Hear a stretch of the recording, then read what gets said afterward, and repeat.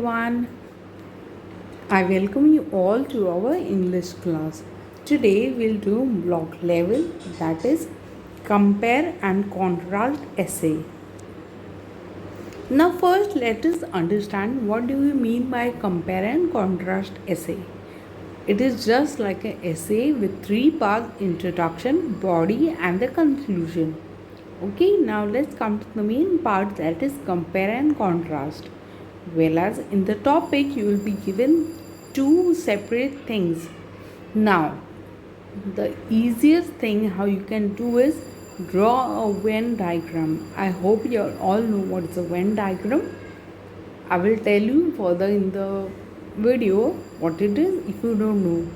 Well, you can draw two circles intersecting each other, and you can write topic 1 on one circle and topic 2 on the second circle. You can write the differences in each of the circles, and the part where the circles are intersecting you can write the similarities, and thus you can make up your sentence and write the essay. Everyone, and welcome to my channel. If this is your first time here, don't forget to subscribe and watch my other videos. Today's video is about compare and contrast. This is an essay that evaluates the similarities and differences between two subjects. For example, whales and dolphins, healthy food and junk food. You can even compare two different characters from two different stories. So all you have to do is to write how they are alike and how they are different. So let's get started.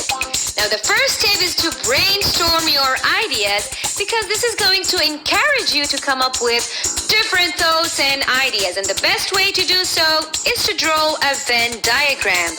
Draw two overlapping circles, one for each of the subjects that you're comparing. Write the differences in the edges of the circles and the similarities in the overlapping space. This is a great way to organize your thoughts. For example, here is a Venn diagram that compares and contrasts traditional learning and online learning. They both require great amount of work. You can receive feedback in both environments, and teacher is the presenter and uses same methods and techniques. Now in traditional learning, students study in the classroom. They use arts and crafts, discuss different issues, and the teacher can be easily distracted by a disruptive behavior. While in online learning, there's no face-to-face contact. It is teacher-centered, and students use applications and programs. Now that your brainstorm sheet is ready, it is time to write the introduction. The introduction provides the first impression. A good introduction can hook the reader, so you can ask a question that grabs the reader's attention. For example, have you ever tried online learning? Do you know that distance learning and traditional learning share things in common?